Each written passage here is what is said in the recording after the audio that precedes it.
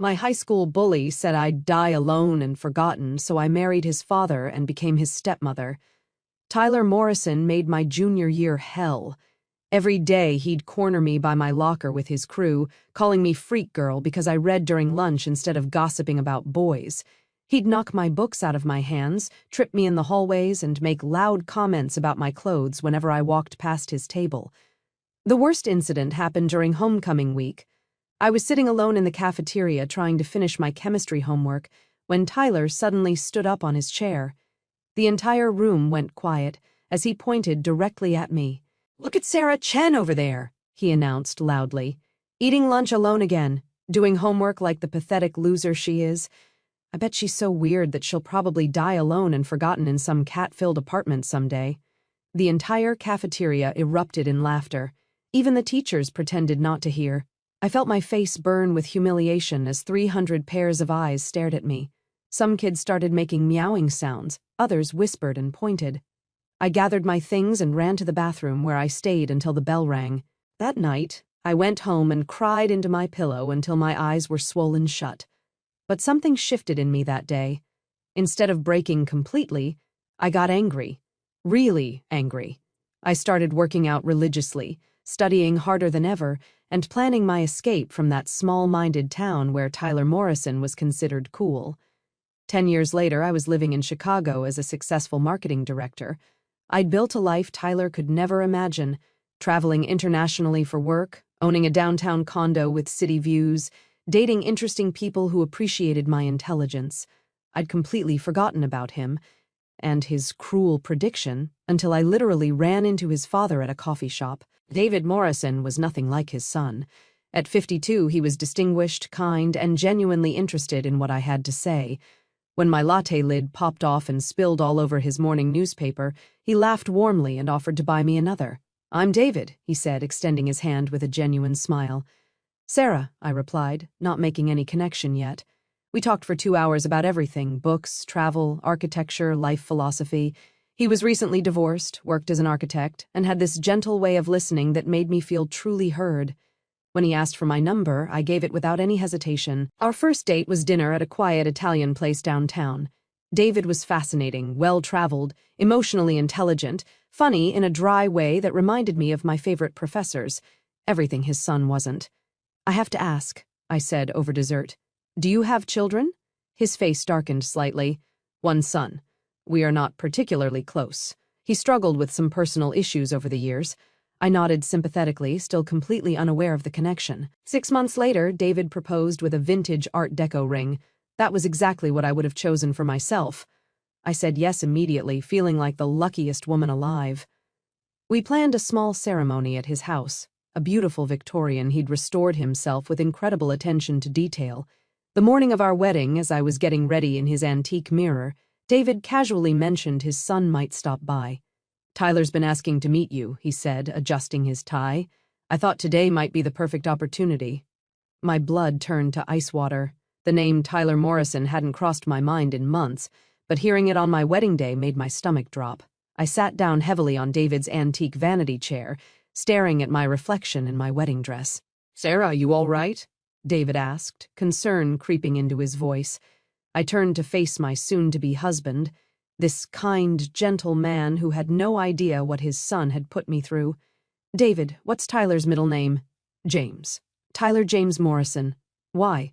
My high school yearbook flashed through my mind. Tyler J. Morrison, class clown most likely to peak in high school, the same Tyler who had systematically destroyed my self-esteem for 2 years. "Nothing," I lied, "just curious." The ceremony was perfect.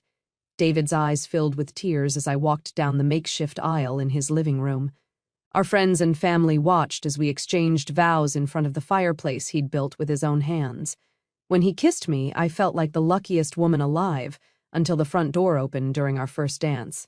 Tyler Morrison walked in looking exactly like I remembered, just softer around the edges. His eyes scanned the room until they landed on me, still in David's arms.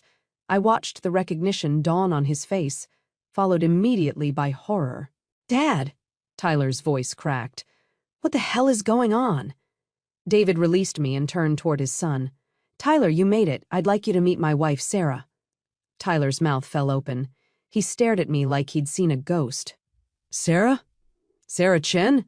"Morrison now," I said, extending my hand with a smile that could cut glass. "Nice to see you again, Tyler." The room went silent. Our guests sensed the tension but couldn't understand it. David looked between us, confused. "You two know each other?" David asked. "We went to high school together," I said smoothly. "Different social circles, but you know how it is in small towns." Tyler's face had gone pale. "Dad, can I talk to you privately?"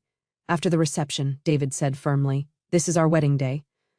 For the next 3 hours, I watched Tyler squirm. He tried to avoid me, but at every turn I was there. When he went to get a drink, I was at the bar. When he stepped outside for air, I followed. "This is insane," he whispered when we were alone on the back patio. "You married my father?" "I married a wonderful man who happened to be your father," I corrected, though I have to say the apple fell very far from the tree. Tyler ran his hands through his hair. "Sarah, look about high school." "About high school what?" I interrupted. "About how you made my life miserable, about how you convinced everyone I was worthless, about how you stood up in front of everyone and said I'd die alone and forgotten." He winced. "I was a kid. I was stupid. You were cruel," I said evenly. "But don't worry, I'm not here for revenge. I'm here because I love your father. The fact that this drives you crazy is just a bonus." Tyler stared at me. "He doesn't know, does he, about what I did to you?" "No," I said, "and I don't plan to tell him. David loves you despite your flaws, and I won't be the one to destroy that relationship, but understand this. I'm not the scared 16-year-old you used to torment. I'm your stepmother now, and you will treat me with respect." The color drained from his face completely. When we returned to the reception, Tyler made his excuses and left. David was disappointed, but not surprised. "He'll come around," David said, pulling me close. "He just needs time to adjust." Over the next few months, Tyler avoided family gatherings. David would call him, but Tyler always had excuses. Work was busy, he wasn't feeling well, his car was in the shop. "I don't understand what's gotten into him," David confided one evening over dinner. "Ever since our wedding, he's been distant." I reached across the table and took his hand. "Maybe he's just processing the changes. It can't be easy seeing your parent with someone new." David squeezed my fingers. "You're probably right. I just wish he'd give you a chance. I know you two would get along if he'd let you." If only he knew. The first major holiday was Thanksgiving. David insisted Tyler come, and for once, Tyler couldn't find an excuse. He arrived looking like he was attending his own funeral. Throughout dinner, Tyler was polite but strained. He called me Sarah instead of avoiding my name entirely, answered when I asked him direct questions, and even helped clear the table. But I could see the effort it took. After dinner, while David was in the kitchen loading the dishwasher, Tyler cornered me in the dining room. "This is so messed up," he said in a low voice. "Every time I see you, all I can think about is what a piece of I was in high school." "Good," I said, continuing to stack plates. "You should think about that, Sarah. Please. I know I don't deserve it, but can we just start over for my dad's sake?" I looked at him. Really looked at him. He was 32 now, and life had clearly humbled him.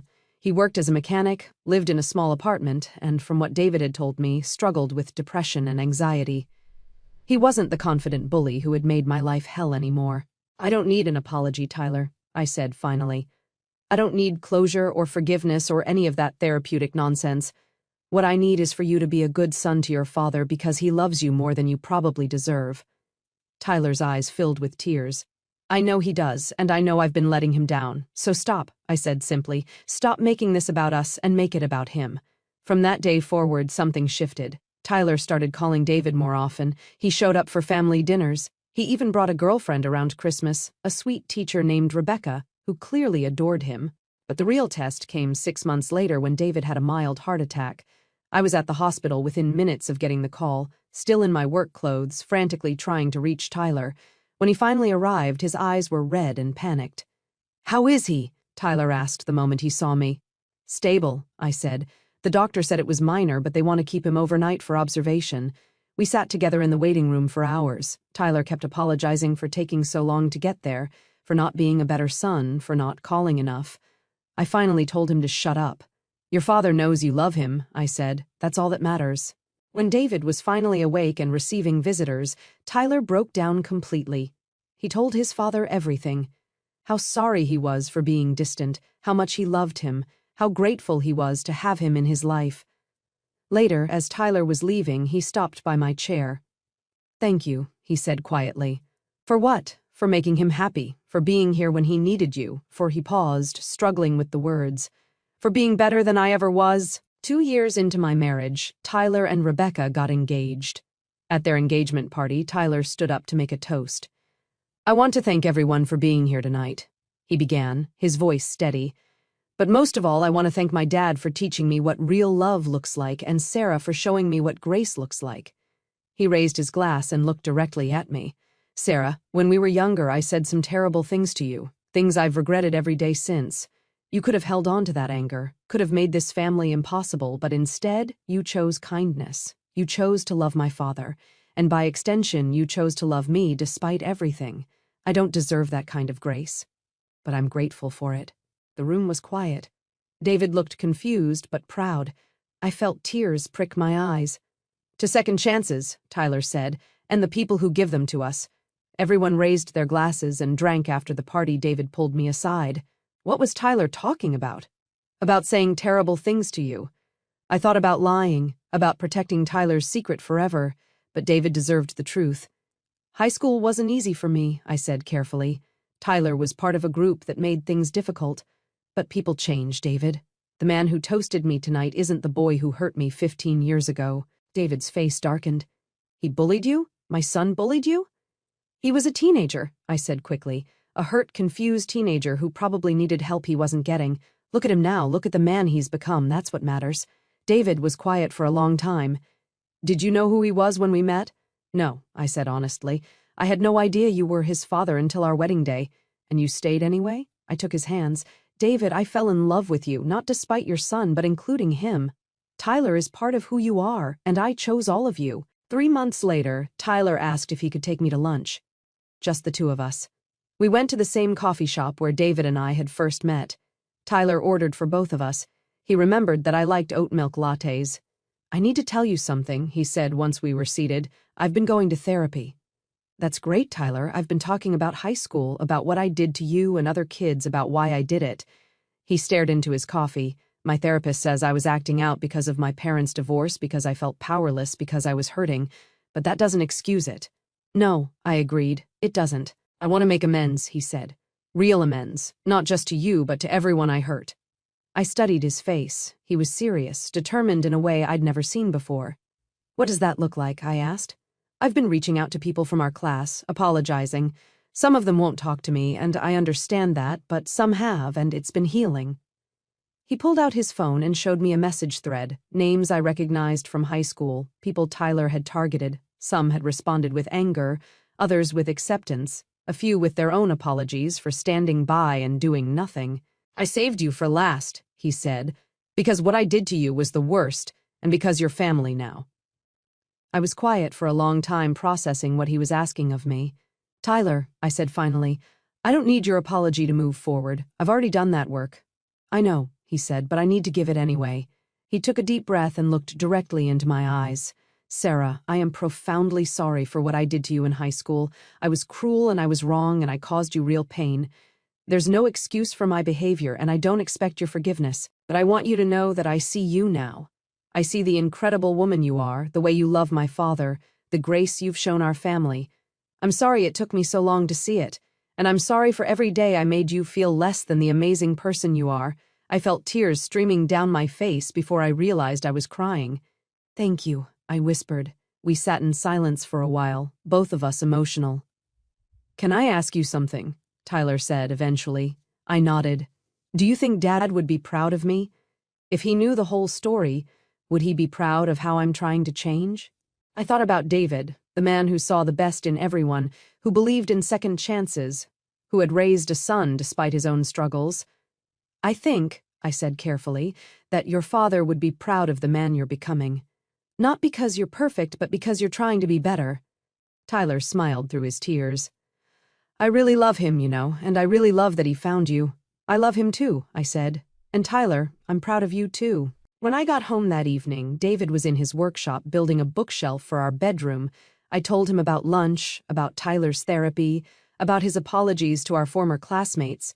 I had no idea he was struggling so much back then, David said, setting down his chisel. I was so wrapped up in the divorce, in my own pain. I failed him. You didn't fail him, I said firmly. You were dealing with your own trauma, and look at him now. He's taking responsibility, doing the work, becoming the man you raised him to be. David pulled me into his arms. How did I get so lucky? First, Tyler turns his life around, and then I get to marry the most incredible woman I've ever met. Luck had nothing to do with it, I said, kissing his cheek. We chose each other, all of us. Last month, Tyler and Rebecca got married. Tyler asked me to walk him down the aisle since his mother lived across the country and they weren't close. Are you sure? I asked when he called with the request. Absolutely, he said. You're the reason I believe in redemption. You're the reason I know people can change. I can't think of anyone I'd rather have by my side. On his wedding day, as we stood at the back of the church waiting for our cue, Tyler turned to me. I used to think about that day in the cafeteria sometimes, he said quietly. About what I said to you, and I'd wonder what my life would have been like if I'd been kinder. Don't torture yourself with hypotheticals, I said, adjusting his boutonniere.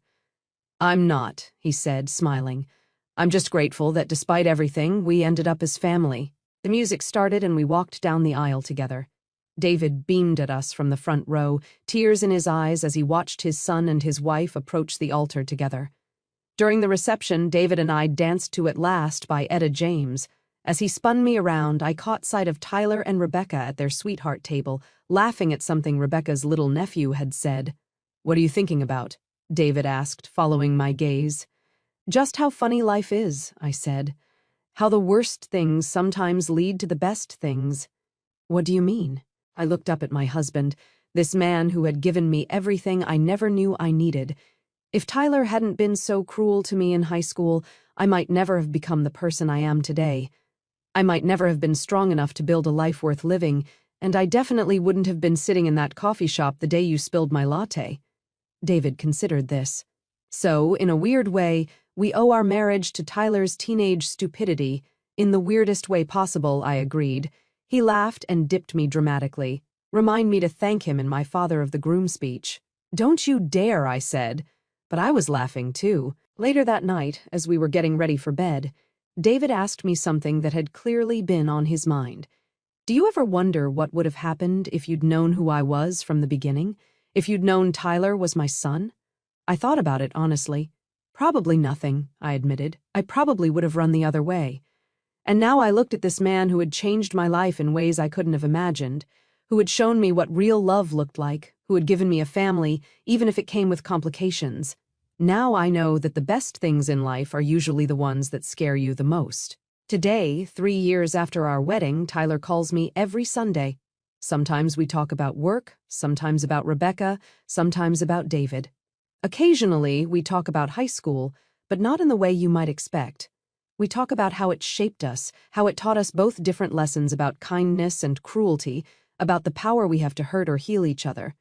Tyler has become a leader in anti-bullying programs at local schools. He speaks to teenagers about the long-term consequences of their actions, about how words can follow someone for decades. Rebecca tells me the kids love him because he doesn't lecture them. He just tells them his story and lets them draw their own conclusions. He's good at it. She told me over coffee last week. The kids trust him because he's been where they are. David retired last year, and we spend our mornings hiking, our afternoons reading, and our evenings cooking elaborate meals together. Tyler and Rebecca come over every Friday for dinner, and we've started a tradition of playing board games afterward. Tyler's competitive streak has evolved into something more playful, and watching him and David argue over Monopoly rules is one of my favorite things in the world. Sometimes when I'm cleaning up after these dinners, I think about 16-year-old me crying in her bedroom, convinced that Tyler Morrison was right, that she would die alone and forgotten. I wish I could go back and tell her that someday Tyler Morrison would be arguing with her husband about whether Boardwalk is worth the investment while his wife helps her load the dishwasher and plan their upcoming vacation to Italy. I wish I could tell her that the boy who tried to define her worth would someday introduce her to others as my stepmother Sarah. She's incredible, with genuine pride in his voice. I wish I could tell her that sometimes the people who hurt us the most become the ones who help us understand our own strength. But mostly, I wish I could tell her that Tyler Morrison was wrong about everything except one thing. She would not be forgotten. She would be remembered, cherished, and loved by a family she never could have imagined, a family that included, impossibly, Tyler Morrison himself.